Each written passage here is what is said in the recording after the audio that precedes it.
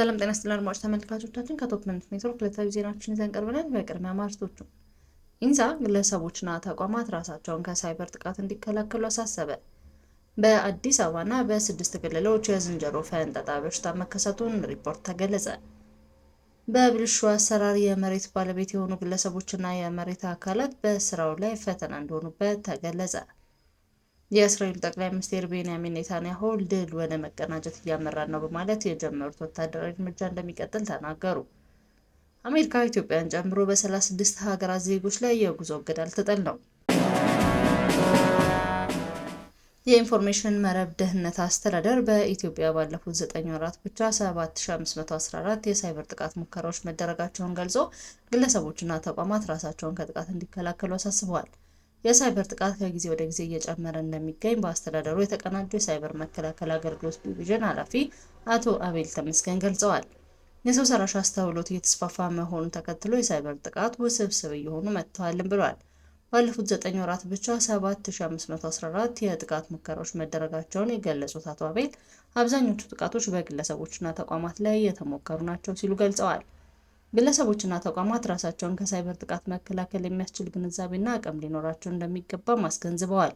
በተለይም ግለሰቦች በቴሌግራም የሚላኩ ያልታወቁ ሊንኮችን ባለመክፈት የይለፍ ቃላቸውን በማዘመን እንዲሁም በሰው ሰራሽ አስተውሎት የሚተላለፉ ሐሰተኛ ምስሎችና መረጃዎችን በመለየት ራሳቸውን ከጥቃት መከላከል እንዲችሉ አብራርተዋል።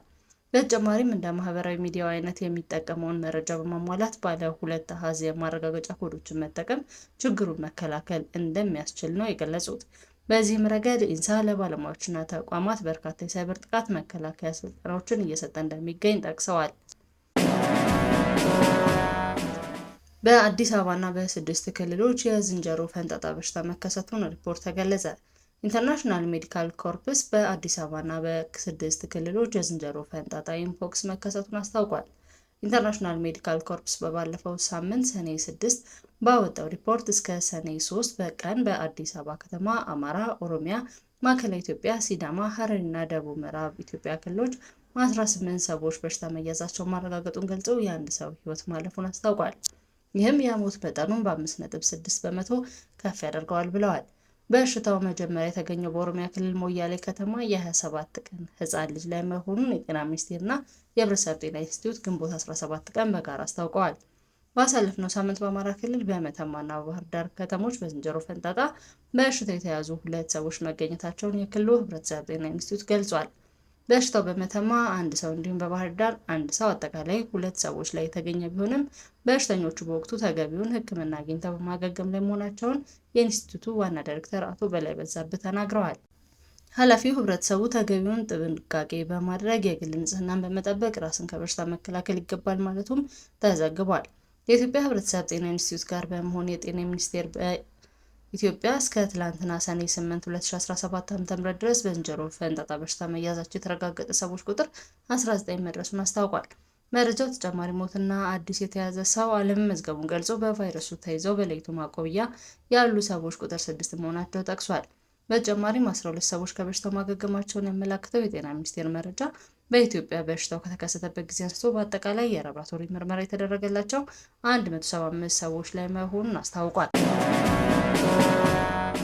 በብልሹ አሰራር ከመሬት ባለቤት የሆኑ ግለሰቦችና የመሬት አካላት በስራው ላይ ፈተና እንደሆኑ ተገለጸ። ከዚህ በፊት በብልሹ አሰራር አማካኝነት የመሬት ባለይዞታ የሆኑ ባለ ንብረቶች ተመሳጥረው መሬት ባልተገባ መልኩ ለግለሰብ የሚሰጡ አካላት በሚሰሩ የቁጥጥር ስራዎች ላይ ችግር መደናቀፋቸውን የአዲስ አበባ ከተማ አስተዳደር የመሬት ልማት አስተዳደር ተናግረዋል።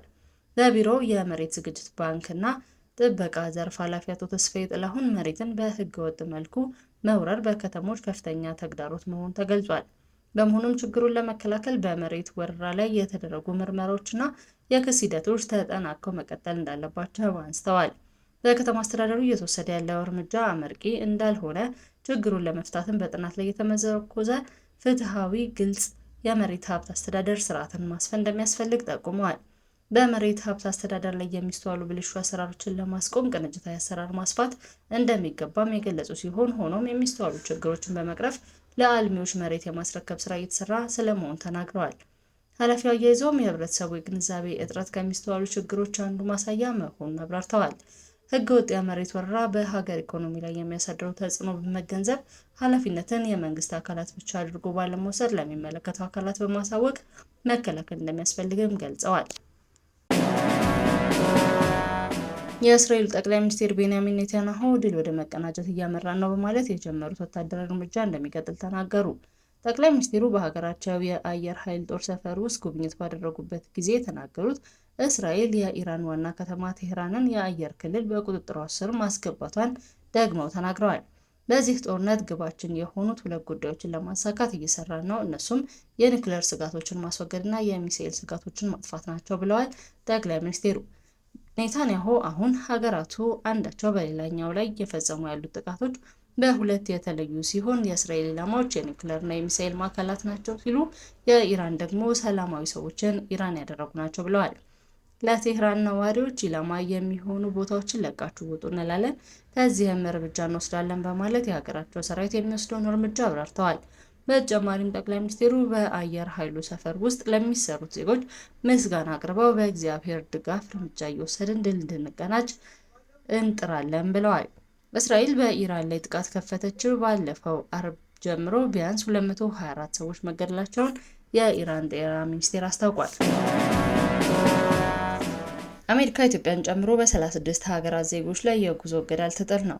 የትራምፕ አስተዳደር ኢትዮጵያን፣ ግብጽ እና ናይጄሪያን ጨምሮ የ36 ሀገራት ዜጎች ወደ አሜሪካ እንዳይገቡ ለማገድ ሀሳብ እንዳለው ሮይተርስ እና ዋሽንግተን ፖስት የተመለከቱ የሀገሪቱ የውጭ ጉዳይ መስሪያ ቤቶች ውስጣዊ ሰነድ ያመለክታል። በውጭ ሚኒስቴሩ ማርኮ ሩቢዮ የተፈረመው ለዲፕሎማቶች የተዘጋጀ ሰነድ ላይ በቀጣይ ዜጎቻቸው ላይ እገዳ ሊጣልባቸው የታሰቡ 36 ሀገራት ዝርዝር የሰፈረ ሲሆን ሀገራቱ ከእገዳው ለመውጣት ማከናወን የሚጠበቅባቸው ማስተያየቶችም ተካተውበታል። ሰነዱ ዜጎቻቸው ወደ አሜሪካ እንዳይገቡ ሙሉ ወይም ከፊል እገዳ የሚጣልባቸው ሀገራት በመለየት ያሉባቸውን ችግሮች በማስቀመጥ ይህ እገዳ ተግባራዊ ከመሆን በፊት ሀገራቱ የሚጠበቅባቸውን መመዘኛዎችና ማስተካከያዎች እንዲያደርጉ የ2 ወራት ጊዜ እንደሚሰጣቸው ጠቅሷል። ባለፈው ሳምንት ማብቂያ ላይ ለሚመለከታቸው ዲፕሎማቶች የተሰራጨው ሰነድ መስሪያ ቤቱ የተቀመጡትን መመዘኛዎችና ግዴታዎች በ60 ቀናት የማያሟላ ከሆነ ሙሉ ወይም ከፊል የጉዞ እገዳ የሚጣልባቸው አሳሳቢ የሆኑ 36 ሀገራትን ለይቷል ማለቱ ሮይተርስ አመላክቷል። አድማጭ ተመልካቾቻችን ከቶፕ ኒውስ ኔትወርክ ለዕለቱ ያዝናቸው ዜናዎች እነዚህ ነበሩ። መልካም ቆይታ።